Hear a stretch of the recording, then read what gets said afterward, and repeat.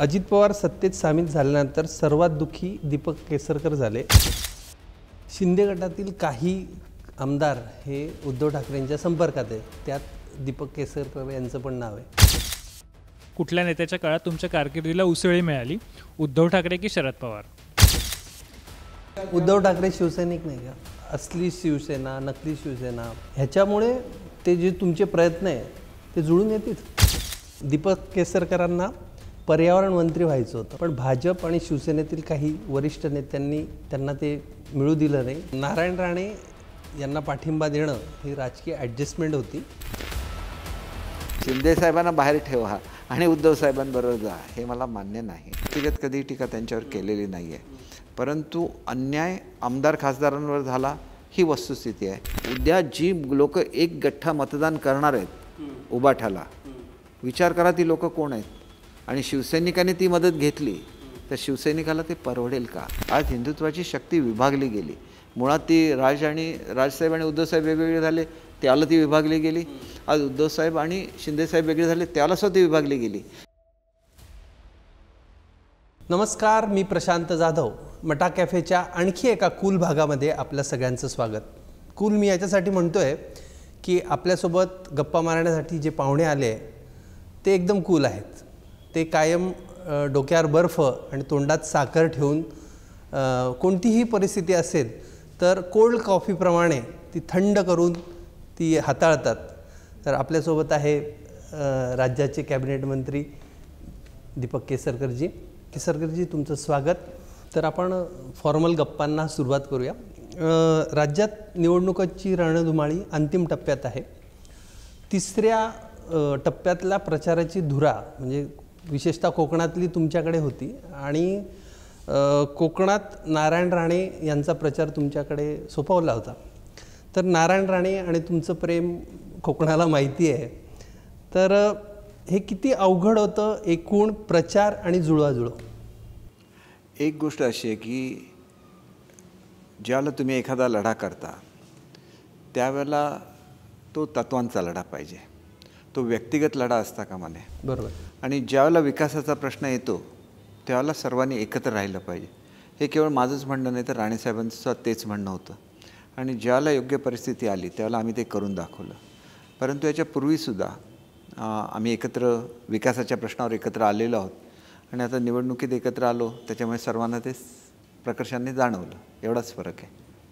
नाही, तसं पाहिलं तर म्हणजे तुझं जो संघर्ष होता तर तो 36चा आकडा होता, पण हे 36 गुण नंतर कसे जुळले हे पूर्ण महाराष्ट्राला उत्सुकता आहे। तर ते जर असं उलगडून सांगा। बघा, आपल्याला नेहमीच असं जाणवेल की विकासाचं सगळ्यात जास्त पोटेन्शियल हे कोकणाला आहे। बरोबर। आणि ते पोटेन्शियल एक्सप्लोर होत नाही, कारण नेहमी कुठेही बघितलं तरी दोन नेत्यांमध्ये कधीच एकमत होत नाही। याला पहिला ब्रेक थ्रू आम्ही दोघांनी दिला असं मला स्वतःला वाटतं। बरोबर। सर, तुम्ही आता उल्लेख केला की बरेचसे प्रकल्प मुंबईतले आणि महाराष्ट्रातले अर्धवट होते, आणि नंतर मग ते अचानक त्याला आता सरकार बदलल्यामुळे चालना मिळाली। पण फेब्रुवारीमधलंच एक पत्र आहे, 6 फेब्रुवारी मला वाटतं तारीख आहे, की इंजिनियर्स असोसिएशन आणि जे सरकारी कंत्राटदार आहेत त्यांनी लिहिलं होतं की मुख्यमंत्री शिंदे आणि उपमुख्यमंत्री दोघांनाही ते पत्र होतं। त्यात लिहिलं होतं की स्थानिक गुंडांपासून आम्हाला संरक्षण द्या, अन्यथा हे सगळे प्रकल्प रखडतील। त्यांच्याकडून आम्हाला धमकीचे आणि खंडण्यांचे फोन येतात। याबद्दल तुम्हाला काय म्हणायचं आहे? म्हणजे सरकार बदलून काहीच फरक पडला नाही आहे का परिस्थितीत? नाही, बघा, अनेक व्यापाऱ्यांना तुम्ही जर भेटला तर ते मान्य करतील की मुंबईमधल्या खंडणीमध्ये ड्रास्टिकली चेंज झालेला आहे। गुंडगिरी, मोठ्या प्रमाणात गुन्हेगारी मोडून काढण्यात आली। तरी पण रिसेंटली जर असे इन्सिडेन्सेस असतील तर आपण बघाल की लवकरात लवकर त्याच्यावर कारवाई होईल। कारण हे अनेक, तुम्ही ज्याला व्यावसायिकांशी बोलाल, एक काळ असा होता की तुम्ही गाडी घेतली तरी तुम्हाला गुंडाचा फोन यायचा, ती परिस्थिती आता राहिली नाही। नामचीन गुंड टोळ्या मुंबईमध्ये राहिलेल्या नाही आहेत। हा फरक मुंबईमध्ये घडतो आहे। तरी पण असं काही लोक बाहेरून येऊन वगैरे करत असतील तर निश्चितपणे मला वाटतं की ह्याला आळा बसला पाहिजे, कारण मुंबईचं रेप्युटेशन वेगळं आहे आणि ते रेप्युटेशन ठेवलं गेलं पाहिजे। तुमचा मुद्दा योग्य आहे। मी गेल्याबरोबर अगोदर ह्याचा फॉलोअप करेन की मुंबईमध्ये असं का घडलं। मी मुंबईचा पालकमंत्री झाल्यानंतर अगोदर मी ड्रग्सच्या विरुद्ध मोहीम घ्यायला सांगितली, आणि तुम्ही बघितलं की आम्ही ती सक्सेसफुली राबवलेली आहे. आम्ही काय त्याचा खूप प्रचार केला नाही किंवा आम्ही त्याचं खूप क्रेडिट घेण्याचा प्रयत्न केला नाही, परंतु रस्त्यावर सिगरेट विकणारे हे झालेले होते, म्हणजे ड्रग्ज असलेल्या सिगरेट विकणारे. आज सगळ्यांच्यावर कारवाई झाली, सगळं ते मोडून काढलं गेलं. पण हे घडतं, पण त्याचा फॉलोअपसुद्धा राहिला पाहिजे. आम्ही बऱ्याच वेळेला आम्ही कारवाया करायला सांगतो आणि नंतर फॉलोअप घेत नाही. तिथं कुठेतरी आम्ही मागे पडतो असं मला वाटतं. केसरकरजी, हे झाले सगळे सर्वसामान्यांशी निगडीत प्रश्न. थोडंसं राजकीय मुद्द्याकडे नेतोय तुम्हाला. तुम्ही नुकतंच म्हणाला होतात की नारायण राणेंना जिंकवून दिलं नाही तर काळ मला माफ करणार नाही. तर काळाने तुमच्यावर रुसावं असं तुमच्या हातून काही घडलं होतं का? नाही, बघा, काळ माफ कशासाठी करणार नाही की कोकणाची प्रगती थांबली. कोकणामध्ये आज 4 मंत्री आहेत. राणेसाहेब आहेत, मी आहे, उदय सामंत आहेत आणि रवींद्र चव्हाण आहेत. 4 मंत्री असताना तुम्ही जर प्रगती करू शकला नाही, ही सिच्युएशन पुन्हा येऊच शकत नाही. काळ तुम्हाला नाही माफ करणार. कोकणामध्ये काय नाही आहे? पर्यटन आहे, कोकणामध्ये मासेमारी आहे, कोकणामध्ये फलोद्यान आहे, कोकणामध्ये उत्कृष्ट जंगल आहे, उत्कृष्ट पर्यावरण आहे. म्हणजे तुम्ही जगातला एक सेंटर ऑफ अट्रॅक्शन बनू शकता. तुमची ग्रोथ एवढी होऊ शकते. पण आम्ही काय नेहमी भांडतच बसायचं का? भांडलो तर येणारा काळ आपल्याला माफ करणार नाही. मुंबईच्या बाबतीत मला सेम वाक्य मी बोललेलो होतो. मुंबईमध्ये कम्युनिस्टांची चळवळ होती. कम्युनिस्टांची चळवळ मोडून कोटी काढली बाळासाहेब ठाकरेंनी. कम्युनिस्ट हे सुद्धा त्यांचा विचार असेल वेगळे असतील, परंतु जिथं कम्युनिस्ट विचारसरणी असते तिथं उद्योग येत नाही, तिथं इन्व्हेस्टमेंट येत नाही. तुम्ही केरळचं उदाहरण घ्या, तुम्ही वेस्ट बेंगालचं उदाहरण घ्या. मग ती मोडून काढत असताना बाळासाहेबांचे अनेक शिवसैनिक त्यांना जन्मठेप झाली. मुंबईमध्ये एका काळी अशी परिस्थिती होती की मुंबईच्या विशिष्ट भागामध्ये पाकिस्तान जिंकल्यानंतर फटाके लावले जात होते. ती परिस्थिती बाळासाहेबांनी ठेवली नाही. मग ते नेमकं आज त्याचं रिव्हर्स चाललेलं आहे. मग हे रिव्हर्स झालं तर मी मुंबई बघितलेली आहे. मुंबई गल्लीबोळामधले अँटी सोशल एलिमेंट्स वाढले, मुंबई कंट्रोल नाही होणार. ही बाळासाहेबांनी कंट्रोल करून दाखवली. आणि तुम्ही जर ती काळाची चक्र उलटी फिरवली, इलेक्शन जिंकणं इलेक्शन हरणं एक वेगळा भाग असतो, परंतु आपण महाराष्ट्राला आणि मुंबईला जे देणं लागतो त्याच्यामधून आपण चुकलो तर येणारा काळ माफ करणार नाही. साईबाबांवरची श्रद्धा तुमच्या बोलण्यातून आता जाणवली. मागे तुम्ही म्हणाला होतात की कोल्हापूरचा जो पूर आहे तो तुम्ही शिर्डीकडे साईबाबांकडे प्रार्थना केली त्यामुळे टळला होता. रत्नागिरी जिंकण्याकरता असंच काही प्रार्थना नवस साईबाबांकडे? नाही, बघा, पुराच्या बाबतीत मी चुकीचं वाक्य हे केलं जातं आहे. पूर परिस्थितीला तोंड देण्याची सगळी तयारी मी केलेली आहे, परंतु भारतीय मनुष्य कसा असतो, तो देवामध्ये विश्वास ठेवतो आणि देवाला प्रार्थना करतो. आणि यश मिळालं तर त्याचं श्रेयसुद्धा देवाला देतो. महात्मा गांधी स्वतः प्रार्थना करायचे आणि त्यांचा अध्यात्मामध्ये विश्वास होता.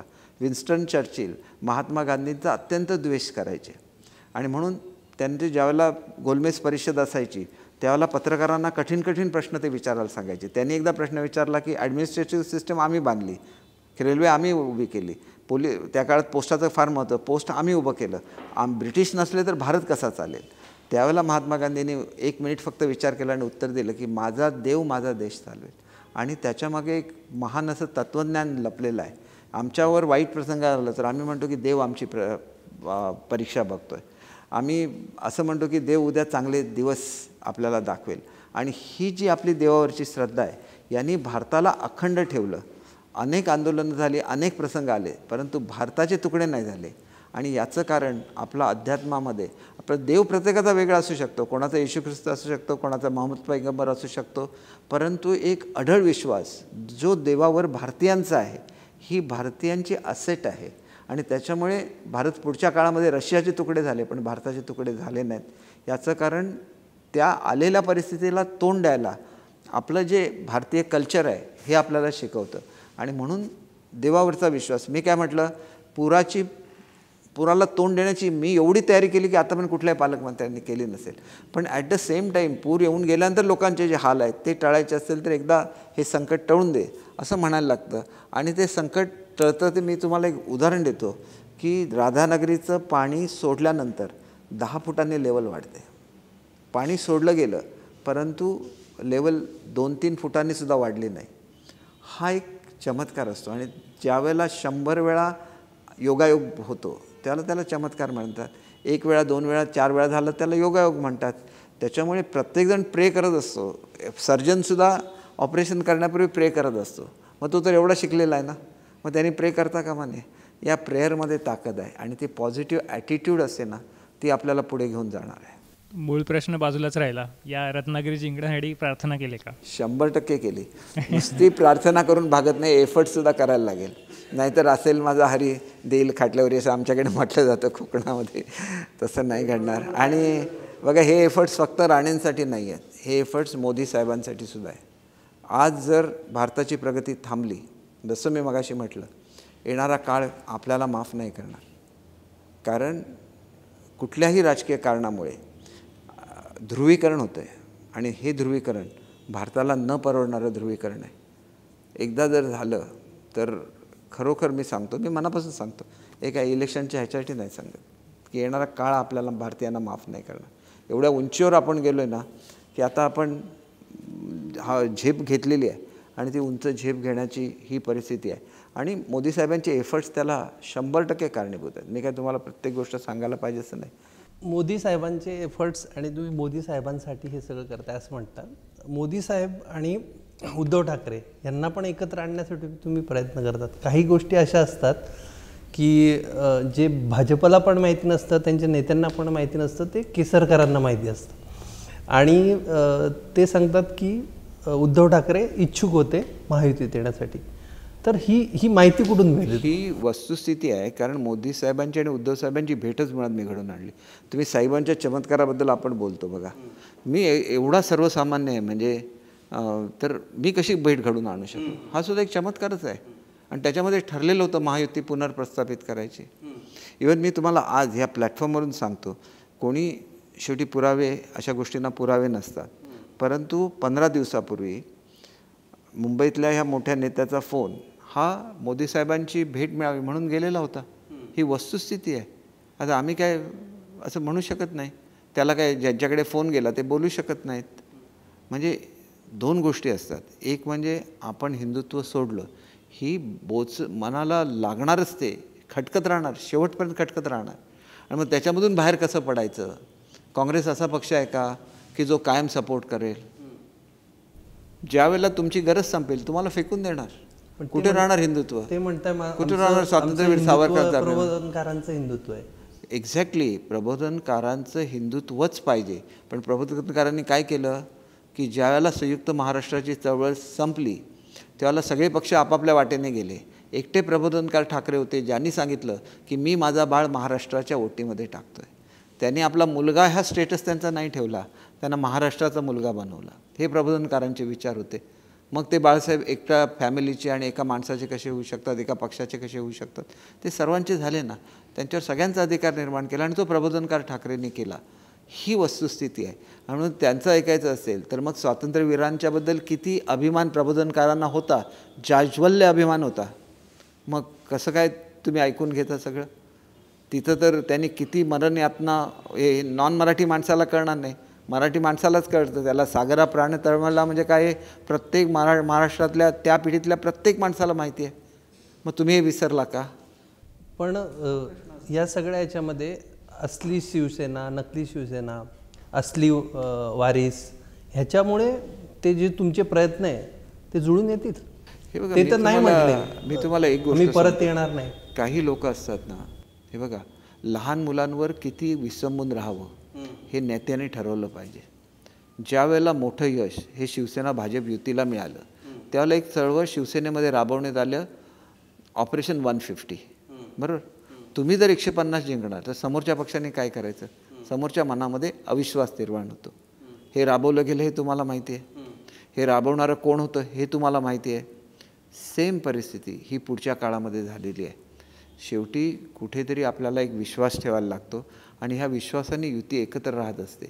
आणि त्याच्यामुळे महाराष्ट्रातल्या लोकांनी मतदान कोणाला केलं होतं? युतीला. बरोबर? आणि आम्ही शेवटपर्यंत कोणीही पळून गेलेलं नव्हतं. मी स्वतः तिथं होतो. आम्ही सांगितलं सगळ्यांना एकत्र बसूया. आसाममधून मी सातत्याने सांगत होतो की आपण पुन्हा एकदा आपली विचारसरणी एक आहे ना, मग आपण एकत्र बसूया आणि त्या दिशेने जाऊया. काँग्रेस हा पर्याय नाही. काँग्रेसचा विचार हा शिवसेनेला पर्याय असूच शकत नाही.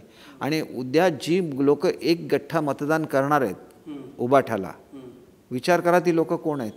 आणि शिवसैनिकांनी ती मदत घेतली तर शिवसैनिकाला ते परवडेल का याचा मुंबईमध्ये विचार झालाच पाहिजे असं मला वाटतं. आणि म्हणून त्यांनी जर अशी अपेक्षा केली की मी जिंकणार आणि नंतर मी मोदी साहेबांच्या बरोबर जाणार असा विचार जर मनामध्ये आणलेला असेल तरी तो विचार त्यांनी तसा बोलून दाखवला पाहिजे. बघा, त्यांची मोदी साहेबांची गाठ झाली हे मी स्पष्ट सांगतो, झालेली होती, हे ठरलेलं होतं. त्याच्यानंतर 15 दिवसाची मुदत ठरलेली होती. माझ्याकडूनच निरोप गेला की मुदत अजून वाढवा, कार्यकर्त्यांची समजूत घालायला लागेल. मुंबईमध्ये आल्यानंतर काय चमत्कार घडला हे पवारसाहेबांचं स्किल आहे दुसऱ्याला समजावून सांगण्याचं. कदाचित त्याचा परिणाम त्यांच्यावर झाला असेल, परंतु ह्याला हे विसरता येणार नाही की दोघं एकत्र राहिले असते तर ती एक हिंदुत्वाची शक्ती होती. आज हिंदुत्वाची शक्ती विभागली गेली. मुळात ती राजसाहेब आणि उद्धवसाहेब वेगवेगळे झाले, त्याला ती विभागली गेली. आज उद्धवसाहेब आणि शिंदेसाहेब वेगळे झाले, त्याला सुद्धा ती विभागली गेली. कारण केवळ ठाकरे फॅमिली नसते, शिवसेनेचा विचार असतो आणि शिवसैनिक असतो. शिवसैनिक कोण? जो आग लागल्यानंतर आधी पाणी घेऊन विझवायला जातो, जो याची वाट बघत नाही, तो शिवसैनिक. रक्त पाहिजे त्याला रक्तदान करायला जातो, तो शिवसैनिक. म्हणून एक गोष्ट लक्षात घेतली पाहिजे की असा शिवसैनिक शिंदेसाहेब 100% आहेतच ना. पण बाळासाहेबांनी असं म्हटलं नाही की माझ्या मुलाने महाराष्ट्राचा मुख्यमंत्री व्हावं, त्यांनी म्हटलं माझा शिवसैनिक महाराष्ट्राचा मुख्यमंत्री झाला पाहिजे. म्हणून तो विचार उद्धव ठाकरे शिवसैनिक नाही का? उद्धवसाहेब 100% शिवसैनिक आहेत, पण ते नेते आहेत. ते शिवसैनिक असतो ना तो वेगळा असतो.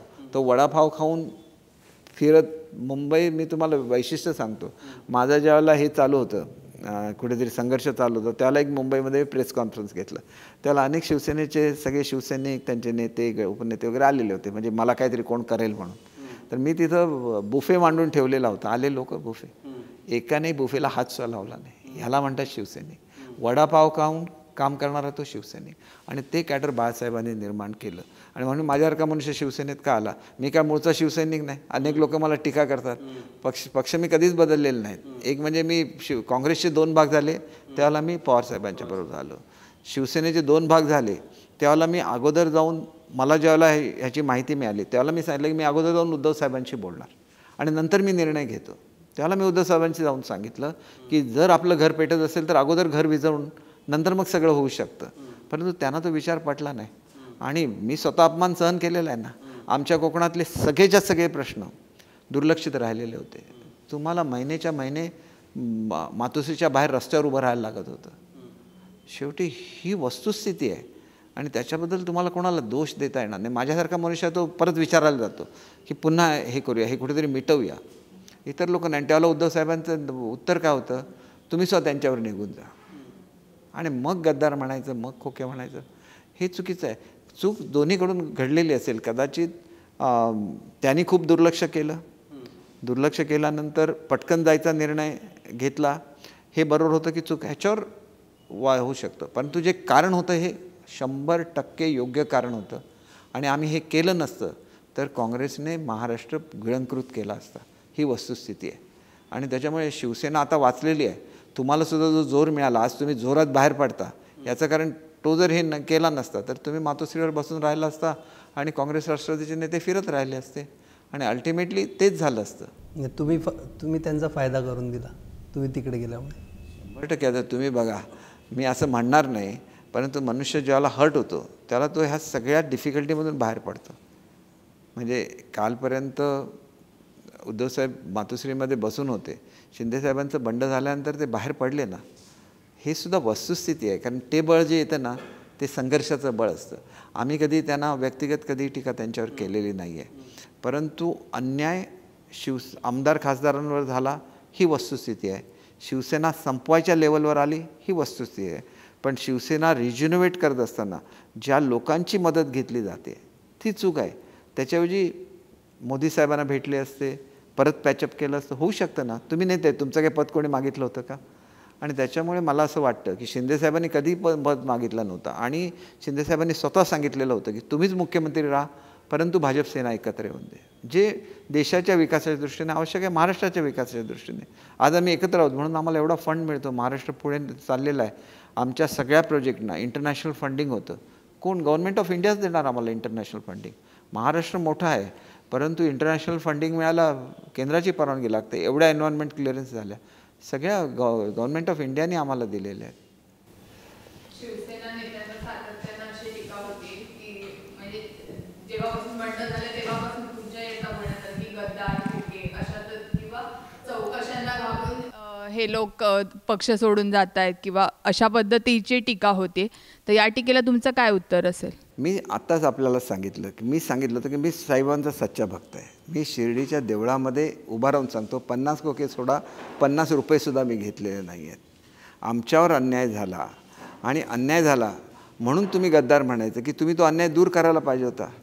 एक वेळ अशी आली होती, हे आम्ही काय जाहीर सांगत नाही, परंतु सगळ्या शिवसेनेच्या आमदारांनी उद्धव साहेबांना सांगितलं की आम्ही बजेट अधिवेशनाला उपस्थित राहणार नाही आणि सरकारच्या बाजूने मतदान करणार नाही जर आमच्या मतदारसंघाला निधी नाही मिळाला तर.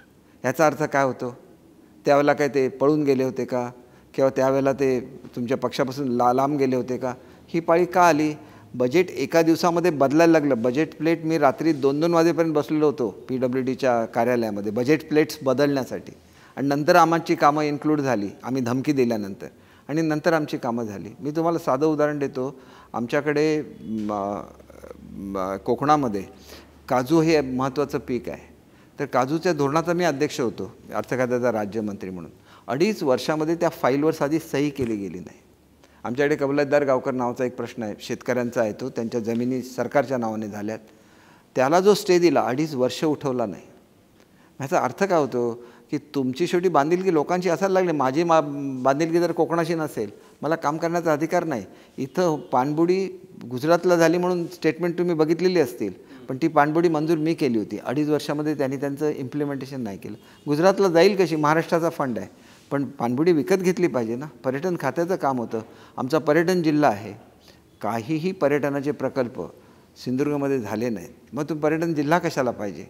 म्हणजे आमचेसुद्धा स्वतःची दुःखं असतात, आणि ह्या दुःखावर आम्ही सातत्याने 2.5 वर्ष त्यांच्याकडे न्याय मागत होतो ना. न्याय मिळाला नाही. आणि आमचं दुसरं म्हणणं काय होतं की आयडिओलॉजी बेसिसवर भाजप आणि शिवसेना आयडिओलॉजी सेम आहे. काँग्रेस आणि शिवसेना ही आयडिओलॉजी मॅच होऊ शकत नाही. आणि त्याच्यामुळे आमचे हे 2-3 जे प्रश्न होते, एकच झालं की ते सातत्याने महाराष्ट्रभर फिरत राहिले. आम्ही मात्र त्याची उत्तरं दिली नाही. आणि 100 वेळा खोटं बोलल्यानंतर ते खरं वाटायला लागलं. ह्यालाच गोबल्स नीती म्हणतात. गोबल्स नीती महाराष्ट्रामध्ये त्याचे हे झालं, इफेक्ट झाला, पण हा इफेक्ट फार काळ टिकणार नाही. हा इफेक्टमधून महाराष्ट्र बाहेर पडेल आणि तो समृद्धीच्या दिशेने जाईल. कारण हे नुसतं पर्सनल आहे. ह्याच्यामध्ये समृद्धीचा विचार नाही, विकासावर चर्चा नाही, मराठवाड्यासाठी काय करायचं, विदर्भासाठी काय करायचं याची चर्चा नाही, मराठवाड्यामध्ये दुष्काळग्रस्त याच्यामध्ये पाणी कसं न्यायचं याच्यावर चर्चा नाही. केवळ गद्दार, खोके, ह्याच्या पलीकडे काय बोललंच जात नाही. त्याच्यावरतून बाहेर आलं पाहिजे ना. केसरकर साहेब, मगाशी तुम्ही जो प्रसंग सांगितला की उद्धव ठाकरेंनी पॅचअप केला पाहिजे होता, त्यासाठी झालेले प्रयत्न तुम्ही सांगितले, पण या मधल्या काळामध्ये रश्मी ठाकरे आणि आदित्य ठाकरे हे दिल्लीला जाऊन मोठ्या BJPच्या नेत्यांना भेटून आले अशी एक वृत्त होतं. तर हे खरंच तशी काही भेट झाली होती का? जे बघा, जे वृत्त छापून आलं त्याचा त्यांनी इन्कार केलेला नाही. ते वरिष्ठ नेते कोण हे तुम्हाला माहिती आहे. आणि रिसेंटली ज्याला अपॉइंटमेंट मागितली तेव्हा ती अपॉइंटमेंट एकट्याच मोदी साहेबांची मागितली गेली अशी माझी माहिती आहे. आता ते खोटं असेल तर त्यांनी त्याचा इन्कार करावा. म्हणजे इथं कसं आहे, काँग्रेसला असं फसवल्यासारखंच झालं असतं ना. ते जे काय ते उघड सांगावं. आम्ही जे काय केलं ते उघडपणे केलं, कोणी लपवून छपून केलं नाही. आमची मागणी उघड होती. आणि त्याच्यामुळे मला वाटतं की हे जे लपवून जे केलं जातं ना, त्याच्याचमुळे हे सगळं घडलेलं आहे. जागा वाटपामध्ये आता उमेदवारी निवड जागा निवडीला उशीर झाला आणि तुलनेने शिवसेनेचे उमेदवार उशिरा जाहीर झाले. तर या सगळ्याचा एकूणच निवडणुकीच्या यशावर किंवा प्रचार आणि एकूण पुढच्या सगळ्या प्रक्रियेवर किती परिणाम तुम्हाला दिसला किंवा काय झालं? याचा परिणाम निश्चितपणे होत असतो. 100% आपण विचारलेला प्रश्न योग्य आहे. आणि मला असं वाटतं की फ्युचरमध्ये असं घडता कामा नये. जे काही डिसिजन व्हायचे, जे काय जागा वाटप व्हायचं, सुरुवातीलाच ठरलं पाहिजे. उमेदवार सुरुवातीलाच ठरले पाहिजेत. आणि जे लोक हट्ट करतात त्यांना एकच विचार केला पाहिजे की हे बंड झालं नसतं तर ते सत्तेवर सुद्धा नसले असते ना. ह्याचा विचार कोणच करत नाही. रोखून धरायचं इथपर्यंत ठीक आहे. शिंदेंचं बंड जर अयशस्वी झालं असतं तर काय झालं असतं? जास्त बळ हे काँग्रेस, राष्ट्रवादी आणि त्यावेळेला शिवसेनेची युती होती त्यांनाच मिळाली असते ना. म्हणजे महाविकास आघाडीला मिळालं असतं. आपण नोवेअर झालो असतो महाराष्ट्रामध्ये. पण ते बंड तर शिंदेंनी केलेलं आहे आणि त्यांची काय आवाजवी मागणी नव्हती. त्याच्यामुळे इथं कुठेतरी कार्यकर्ते जो हट्ट धरतात, हा काय वरिष्ठांचा किंवा नेत्यांचा हट्ट बिलकुल नव्हता. कार्यकर्ते खाली जे हट्ट करतात त्याला ह्यासुद्धा गोष्टीचं लक्षात आणलं पाहिजे की आपण असा हट्ट केला आणि त्याच्यामुळे मोदी साहेबांची एखादी सीट कमी झाली तरी ते लॉस कोणाचा होतो? BJPचा होतो. आणि त्याच्यामुळे आपण लोकसभा म्हटलं की मोदी साहेबांचाच विचार केला पाहिजे, विधानसभा म्हटलं तर फडणवीस साहेब, शिंदे साहेबांचा आणि आता अजितदादांचा विचार केला पाहिजे. हे महाराष्ट्राचं तरुण नेतृत्व आहे. एवढं एक्सपिरियन्स नेतृत्व दुसरं अस्तित्वात नाही महाराष्ट्रामध्ये. बोलणारे नेते मिळतील, परंतु ज्यांना प्रशासनाचा अनुभव आहे असेच हे 3 नेते आहेत. आणि तेच नेतृत्व कापून काढायचं ठरवलं तर मग नवीन नेतृत्व घडेपर्यंत महाराष्ट्र मागे राहणार आहे. कारण महाराष्ट्र एवढा मोठा आहे, एका देशाएवढा मोठा महाराष्ट्र आहे.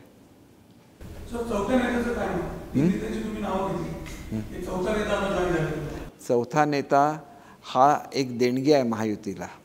कारण बघा, आता मी तुम्हाला हे सगळं सांगितलं, हे तुम्हाला माहिती नव्हतं कारण मला बोलता येत नाही. नेता उत्कृष्ट भाषण आणि ज्याच्या भाषणाला गर्दी होते आणि ज्याला व्हिजन आहे असा नेता लागतो. आणि तो नेता राजसाहेबांच्या निमित्ताने आलेला आहे. मी तुम्हाला ॲडमिनिस्ट्रेटिव्हमधले नेते सांगतो. राजसाहेब हे थोडेसे बाळासाहेबांसारखे आहेत. ते स्वतः कधी पदं घेत नाहीत. आणि उद्धवसाहेबांनी पदं घेऊन मुद्दाम पद त्यांच्यावर लादलं गेलं आणि शिवसेनेचं संपवण्याचा कट केला गेला, असं माझं स्वतःचं मत आहे. उद्धवसाहेबांनी जर मुख्यमंत्री झाले नसते, शिवसेना आणि वाढली असते. बाळासाहेबांच्या हाईटला ते गेले असते. तसे राजसाहेब आहेत. राजसाहेब कुठली पदं घेत नाहीत. ते बाहेर राहून पक्ष, आणि त्यांना सत्तेची गरज नसते गर्दी जमवायला. लोक राजसाहेबांचे विचार ऐकायला येतात. हे राजसाहेबांचं वैशिष्ट्य आहे. मुलाखतीत आपण पुढच्या राऊंडकडे वळूयात. आम्ही तुम्हाला काही फोटो दाखवतो. त्या फोटोंबद्दल, त्या व्यक्तींबद्दल तुमच्या भावना व्यक्त करायच्यात.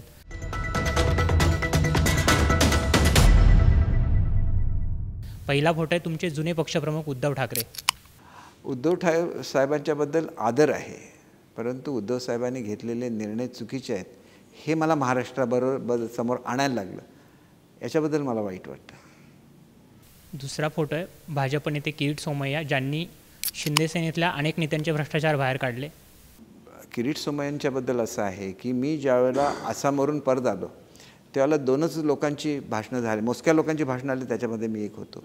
आणि त्याच्यामध्ये मी म्हटलेलं होतं की आम्ही आमचं कुटुंब सोडून आलो आहे, आमच्या कुटुंबाप्रमुखाचा अपमान होता कामा नये. आणि त्याच्यानंतर किरीट सोमय्याजीने उद्धव साहेबांच्या विरुद्ध एक स्टेटमेंट काढलं. ज्याला त्यांना मी फोन केला आणि फडणवीस साहेबांचा फोन केला, त्यांनी आपले सगळे त्यावेळचे त्यांनी केलेलं हे मागे घेतलं. म्हणजे त्यांना जर कोणी समजावून सांगितलं की हे चुकीचं आहे तर ते ऐकतात, परंतु त्यांना समजावून सांगणाऱ्या व्यक्ती फार महाराष्ट्रात कमी आहे असं मला स्वतःला वाटतं. तुमचा नंबर नाही, माझा नाही, मी त्यावेळेचा प्रसंग सांगितला. तिसरा फोटो आहे कोकणातले तुमचे मित्र भास्कर जाधव. नाही, भास्कर जाधव नेहमीच चुकीच्या गाडीमध्ये बसतात. राष्ट्रवादीमध्ये त्यावेळेला राहिले असते तर ते मंत्रिमंडळामध्ये असले असते. त्यावेळेला त्यांनी पक्ष बदलला आणि शिवसेनेत गेले. ते राष्ट्रवादीचे अध्यक्ष होते. त्याच्यामुळे कोकणाचा एक चांगला अभ्यासू नेता फक्त निर्णय घेताना चुकला आणि त्याच्यामुळे ती वेळ आता टळून गेली. परंतु ते जर तिथं असते तर आज एक प्रमुख मंत्री झाले असते. पुढचा फोटो आहे नारायण राणे यांचे दोन्ही सुपुत्र निलेश राणे आणि नितेश राणे. हे बघा, असं आहे की राणेसाहेब आणि त्यांचे सुपुत्र हे 2 वेगवेगळे आहेत. कारण ते यंग आहेत, दोघांच्या एजमध्ये फरक आहे. आणि राणेसाहेब मुख्यमंत्री झाल्यामुळे त्यांना कोकणासाठी खूप काम करायची संधी मिळाली. त्याच्यामुळे त्यांच्याशी राणेसाहेबांची तुलना होऊ शकत नाही. कारण राणेसाहेब हे कोकणाच्या मनामनामध्ये का गेले. आता नितेशजी आमदार असल्यामुळे ते लोकांच्यापर्यंत पोचले. निलेशजी खासदार होते आणि खासदाराचा आमचा एवढा मोठा मतदारसंघ आहे की त्यांना एकच टर्म मिळाली आणि त्याच्यामुळे दुसरी टर्म मिळाली असती तर ते अधिक मॅच्युअरली काम करू शकले असते असं मला स्वतःला वाटतं. पण ती त्यांना संधी नंतरच्या काळामध्ये मिळाली नाही. जर काळ, प्रत्येक गोष्टीचा काळ हे उत्तर असतो आणि त्याच्यामुळे त्यांनासुद्धा पुढच्या काळामध्ये संधी मिळेल अशी माझी अपेक्षा आहे. पुढचा फोटो एकनाथ शिंदेंचा. नाही बघा, शिंदेसाहेब शब्दाला जागणारा आणि हळव्या मनाचा कार्यकर्ता आहे. मी शिंदेसाहेबांच्या गाडीत असताना अनेक वेळाला एखादा गरीब मनुष्य रस्त्याच्या कडेला असेल तर त्यांची गाडी उभी राहते. एखाद्या वृद्धाला क्रॉस करता येत नसेल त्यांची गाडी उभी राहते. सच्चा शिवसैनिक कसा असावा याचं उत्कृष्ट उदाहरण शिंदेसाहेब आहेत. आणि आमदार जेवला की नाही त्यांच्या घरून आमदारांचं जेवण येतं. एखादा आमदार आजारी पडला तर त्याला हॉस्पिटलमध्ये शिफ्ट करण्यापासून ते त्याचं तो बरा झाला की नाही. आणि जसं आमदाराची काळजी घेतात तेवढ्याच ह्याने ते लहानात लहान कार्यकर्त्याची काळजी घेतात. त्याच्यामुळे शिवसैनिक कसा असावा याचं उत्कृष्ट उदाहरण शिंदेसाहेब आहे. एक प्रश्न शिक्षण मंत्र्यांना विचारायचा आहे. आत्ता आपण मराठी CBSE ICSE सगळ्या शाळांना मराठी सक्ती केलेली आहे, पण सध्या तरी कुठलीच CBSE ICSE शाळा ही सक्ती जुमानताना दिसत नाही आहे प्राथमिक याच्यावर. तर तुम्ही त्यांच्यावर काही सक्ती करणार आहात का? आणि ह्या शाळांची जी संख्या वाढत चालली आहे ही महाराष्ट्र बोर्डाच्या शाळांसाठी धोकादायक आहे असं तुम्हाला वाटत नाही का? आता नवीन शाळांना परवानगी देण्याचं मी बंद केलेलं आहे. आणि पूर्वी अनेकांना मंत्रालयाच्या चक्रा काटायला लागायच्या. आता तुम्ही बघा, एक फाईल आणि गुलाब त्यांना दिलं जातं, त्यांना काहीही करायला लागत नाही. आणि त्याच्यामुळे प्रत्येकजण आता शाळा काढायची म्हणून पुढे येतात. पण रिजन वाईज किती शाळा पाहिजेत ह्याचं असेसमेंट झालं पाहिजे आणि जेवढ्या आवश्यक तेवढ्याच शाळा राहिल्या पाहिजेत. दुसरी गोष्ट तुम्ही म्हटलं की मराठीच्या सक्तीच्या जुमानणार नाहीत. जे जुमानणार नाहीत त्यांचं लायसन्स रिन्यू केलं जाणार नाही. 3 वर्षांनी आम्ही लायसन्स रिन्यू करतो. महाराष्ट्राच्या आता आम्ही जसं कॉलेजला ॲक्रिडेशन असतं तसं प्रायव्हेट स्कूल, एडेड स्कूल आणि आमच्या गव्हर्नमेंट स्कूल सगळ्याला ॲक्रिडेशन कंपल्सरी केलं आहे. त्याच्यामुळे गव्हर्नमेंट कंट्रोल, आपण गव्हर्नमेंटच्या कंट्रोलखाली आहे हे मान्य करायलाच लागेल. नसेल तर दुसऱ्या स्टेटमध्ये एखादी शाळा गेल्यामुळे महाराष्ट्राला फरक पडत नाही. परंतु प्रत्येकाने महाराष्ट्रातले नियम हे पाळायलाच लागतात. दुसरं फीच्या संदर्भात सुद्धा हल्ली माझ्याकडे खूप कंप्लेंट आल्या आहेत की अनरिजनेबल फी होत चाललेली आहे. It is becoming unaffordable. तर त्याचंसुद्धा एक पॅटर्न आहे, त्याला एक काही नियम आहेत. आणि ते आम्ही काय म्हणतो की जोपर्यंत लोकांची तयारी आहे तोपर्यंत तुम्ही किती फी घ्यावी, तुम्ही किती ॲम्युनिटीज देणार त्याच्यावर तुमची फी ठरली पाहिजे. It should be linked with the amenities. कशी फी घेता येणार नाही. हे एक पुढच्या काळामध्ये महाराष्ट्रासाठी करायला लागेल. त्याला कुठेतरी कंट्रोल त्यांनी स्वतःवर करून घ्यावा, नसेल तर गव्हर्नमेंटला इंटरव्हीन करायला लागेल. त्याच्यात जोडून माझा एक प्रश्न आहे की अनेक स्टेट बोर्डाच्या शाळा ह्या ICSE कन्वर्ट होत आहे आणि ते फोर्सफुली करायला सांगत आहे. पालकांवर दबाव टाकला जातो आहे, पालकांच्या मीटिंग्स घेतल्या जात आहे आणि ज्या स्टेट बोर्डच्या शाळा ह्या ICSE कन्वर्ट होत आहे. तर त्याबद्दल काही तक्रारी आल्या? आम्ही आता असं केलेलं आहे की आपला जो सेंट्रल बोर्ड आहे त्याचा अभ्यासक्रम आणि आपला अभ्यासक्रम सेम केलेला आहे. एक्सेप्ट हिस्ट्री वगैरे, हिस्ट्री जिओग्राफी वेगळं असतं, म्हणजे बाकी सेम आपला केलेला आहे. आणि त्याच्यामुळे हा फरक जो केला जातो आणि तुम्ही म्हणता की पालकांची तयारी नसताना हे केलं जातं, तर आम्ही जे NOC देतो याच्यापुढे पालकांचे जर काय म्हणणं असेल तर त्यांनी ते आमच्याकडे पाठवलं तर आम्ही ते NOC देणार नाही. आमच्या NOCशिवाय ते कन्व्हर्टच होऊ शकत नाही.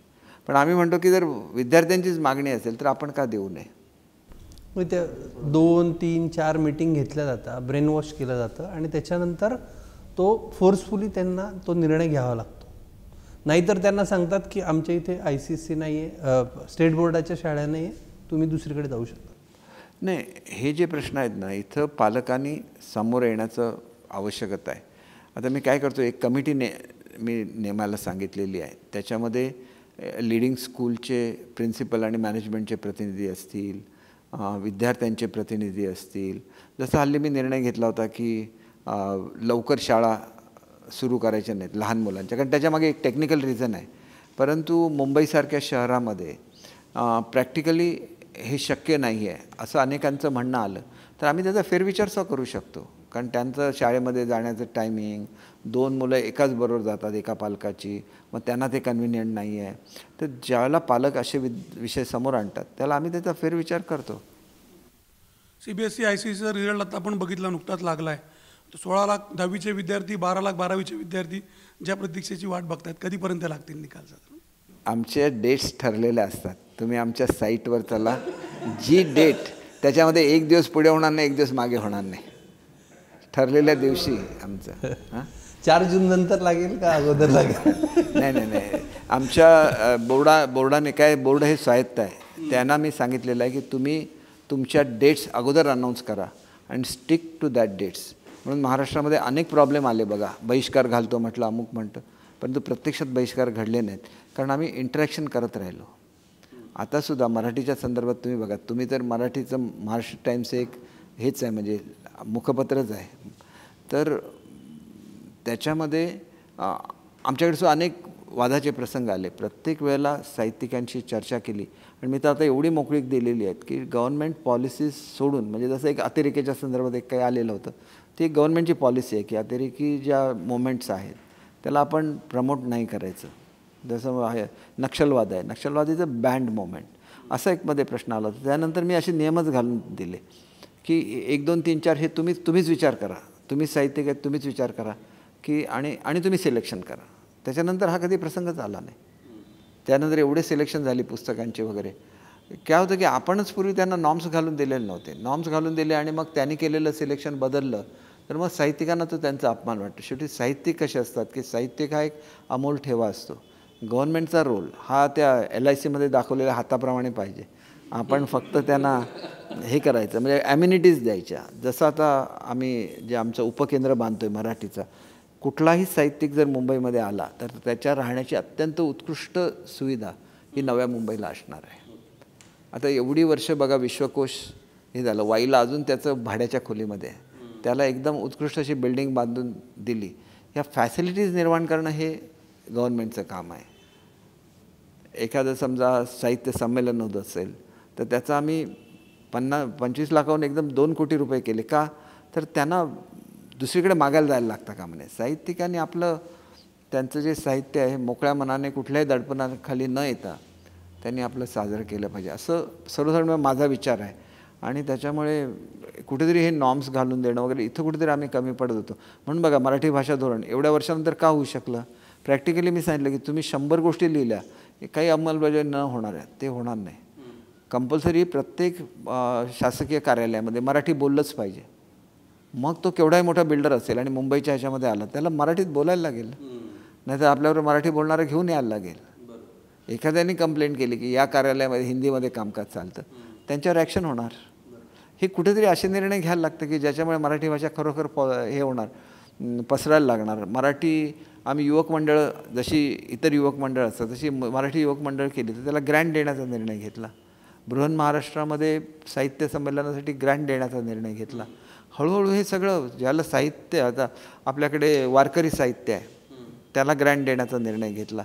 हळूहळू त्याचं मग वाढत जातं ते. आणि प्रत्येक जिल्ह्यामध्ये साहित्य संमेलन म्हणजे छोटी छोटी संमेलनं घेण्यासाठी निधी दिला.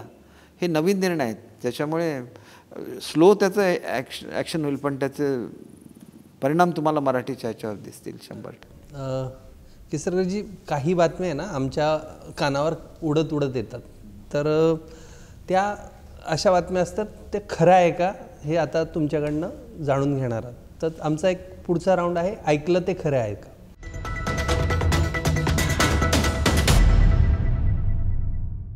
अजित पवार सत्तेत सामील झाल्यानंतर सर्वात दुःखी दीपक केसरकर झाले, कारण की त्यांनी त्यांच्यावर आरोप केले होते की आम्हाला निधी मिळत नाही. तर आता त्यांना मांडीला मांडी लावून बसावं लागतंय. ऐकलं ते खरं आहे. नाही, मी दुःखी आहे हे खोटं आहे. मांडीला मांडी लावून बसायला लागतं हे खरं आहे. दीपक केसरकरांना पर्यावरण मंत्री व्हायचं होतं, म्हणजे आदित्य ठाकरेंचं जे मंत्रिपद होतं ते पाहिजे होतं, पण भाजप आणि शिवसेनेतील काही वरिष्ठ नेत्यांनी त्यांना ते मिळू दिलं नाही, त्यामुळे ते दुःखी आहेत. नाही, आदित्य ठाकरेंच्या 2 डिपार्टमेंटमधलं पर्यटन हे खातं मी अधिक चांगलं सांभाळू शकलो असतो. आणि पर्यावरणामध्ये मी जे प्रयोग केले आहेत ते तुम्ही बघितलं की AQI इंडेक्स कमी करण्यामध्ये जे काही टेक्नॉलॉजीज वापरल्या गेल्या ते आवडीचे विषय असतात. ते काय आदित्य ठाकरेंच्याकडे असले म्हणजे मला मिळाले पाहिजे असं बिलकुल नाही. One should be practical.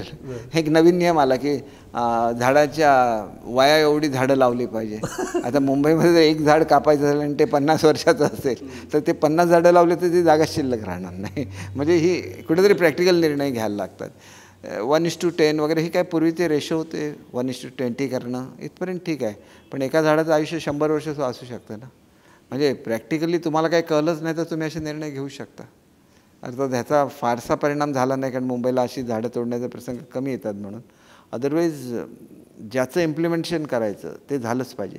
नद्यांच्या प्रदूषणावर सगळ्यात कमी काम हे त्यांच्या काळामध्ये झालेलं आहे. आपल्या नद्या एवढ्या पॉल्युटेड आहेत ना. मी आमच्या शिंदेसाहेबांकडेही डिपार्टमेंट आहे, मी त्यांना नेहमी सांगतो की हे वेगळं माझ्याकडे द्या. की तुम्ही एक लक्षात घ्या की आपल्याकडे आपण अंडरग्राऊंड ड्रेनेज सिस्टम करतो. हे चालवायला एवढा खर्च येतो की तुमचं जी घरपट्टी आहे ही डबल होते. आणि म्हणून मी एक नवीन हे केलं आहे की सेप्टिक टँक ह्या अधिक चांगल्या बनवायच्या की जेणेकरून कुठलाही मैला हा तुम्ही जर आता नवीन टेक्नॉलॉजी एवढी आली आहे की बायो टॉयलेटमध्ये सगळं विरघळून जातं आणि पाणी शिल्लक राहतं. ते जर आणलं आणि तुम्ही बाथरूमचं पाणी ट्रीट केलं तर तुम्ही नद्यांमध्ये चांगलं पाणी वाहायला लागेल. सोपा आणि एकदम कमी खर्चाचा उपाय आहे जो आता निरी त्याच्यावर काम करतं आहे. आणि आम्ही कोकणामध्ये हा पहिल्यांदा प्रयोग करतो आहे. कारण आपण ग्रे वॉटर आणि ब्लॅक वॉटर एकत्र करतो त्याच्यामुळे आपल्याला अंडरग्राऊंड ड्रेनेज सिस्टीम लागते. परंतु काळ बदलला आहे आणि एवढ्या कॉस्टली सिस्टम्स आपल्याला परवडतील का हा विचार करायला लागेल. आणि हे पर्यावरणामधले काही बेसिक मुद्दे असतात.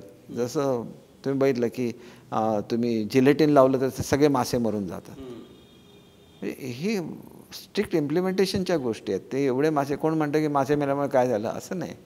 ते एन्व्हायरमेंटचा आणि त्या इकोसिस्टमचा तो भाग आहे. त्यामुळे ज्यांना एन्व्हायरमेंट कळतं त्याने एन्व्हायरमेंट मिनिस्टर होण्यामध्ये काही वाईट नाही. त्यांना कळलं पाहिजे मात्र एन्व्हायरमेंट.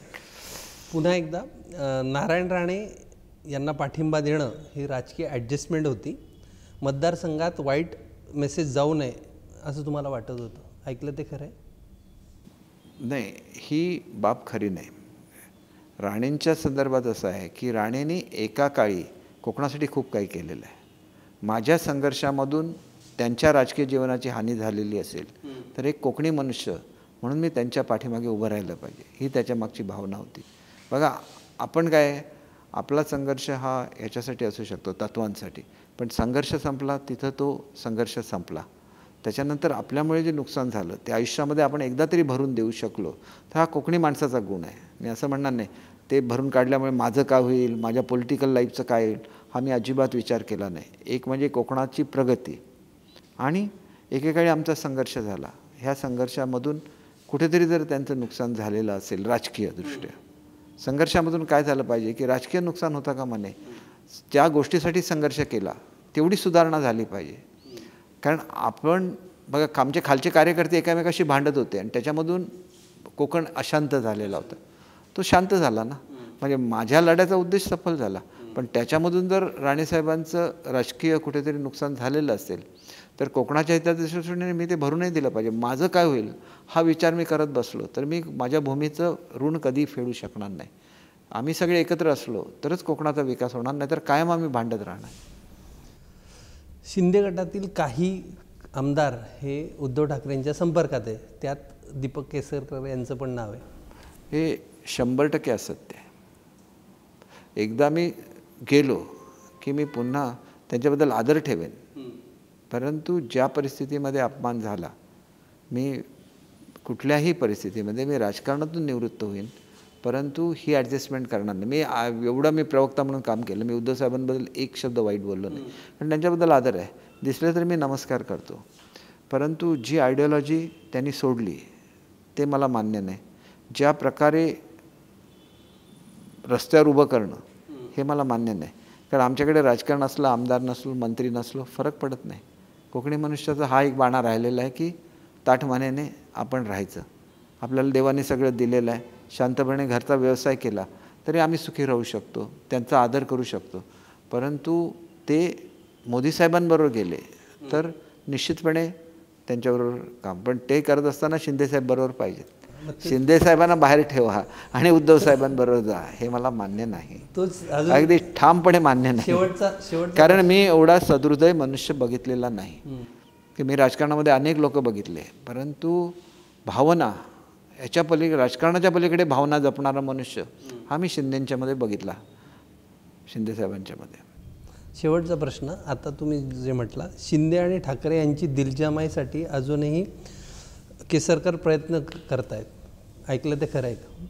नाही, हे बघा, हे प्रयत्न कोण करू शकत नाही जोपर्यंत ज्या प्रकारे शिंदेना हर्ट केलं गेलं त्या पार्श्वभूमीवर हे शक्य आहे का अगोदर विचार केला गेला पाहिजे ना. कारण आजपर्यंत शिवसेनेमधलं सगळं तेच सांभाळायचे. ज्या प्रकारे त्यांना संपवण्याचा प्रयत्न झाला त्याच्यामुळे ते हर्ट झाले. त्यांना संपवण्याचा प्रयत्न झाला ही वस्तुस्थिती आहे. कोणाच्या सांगण्यावरून झाला, काय झाला ही अलहिदा बाब आहे. एखादा कुठेतरी गैरसमज झाला तर बोलून तो दूर करता आला असता, पण तो दूर केला गेला नाही, ही वस्तुस्थिती आहे. त्याच्यामुळे दोघांना एकत्र यायचं असेल तर आधी शिंदेसाहेबांचं जे मन दुखावलं गेलं, शिंदेसाहेबांनी उद्धवसाहेबांचं मन कधीच दुखावलं नव्हतं. त्यांनी त्यावेळेला असं सांगितलं होतं तुम्हीच मुख्यमंत्री राहा, परंतु भाजपबरोबर जाऊया. आणि हे जे आहे ह्या पार्श्वभूमीवर एकत्र येण्याचा निर्णय घ्यायचा असेल तर ते शिंदेसाहेब घेऊ शकतात किंवा उद्धवसाहेब घेऊ शकतात. आमच्यासारखे आम्ही सर्वसामान्य कार्यकर्ते आहोत, आम्ही ह्याच्यामध्ये फार मोठा रोल करू शकत नाही. केसरकरजी, एक शेवटचा राऊंड आहे, रॅपिड फायर राऊंड. 2 पर्याय देणार, त्यातला एक तुम्हाला निवडायचा आहे.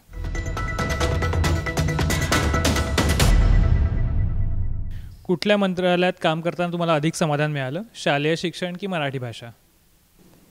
शालेय शिक्षण. रत्नागिरीतील लोकप्रिय नेता कोण आहे, नारायण राणे की किरण सामंत?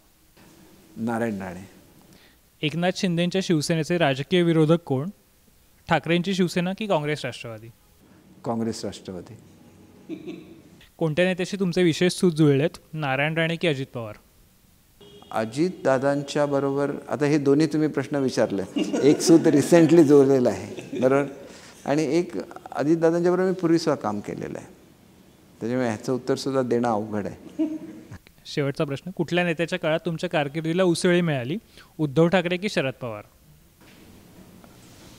ह्याचं उत्तर देणं कठीण आहे, कारण शरद पवार साहेबांच्या काळामध्ये मी पहिल्यांदा आमदार झालो आणि उद्धव साहेबांच्या काळामध्ये मी मंत्री झालो, परंतु राज्यमंत्री झालो. मला दिलेली ऑफर सोडून मी इथं आलो, म्हणजे मला पंतप्रधान स्वतः घेणार होते पक्षामध्ये प्रवेश करून.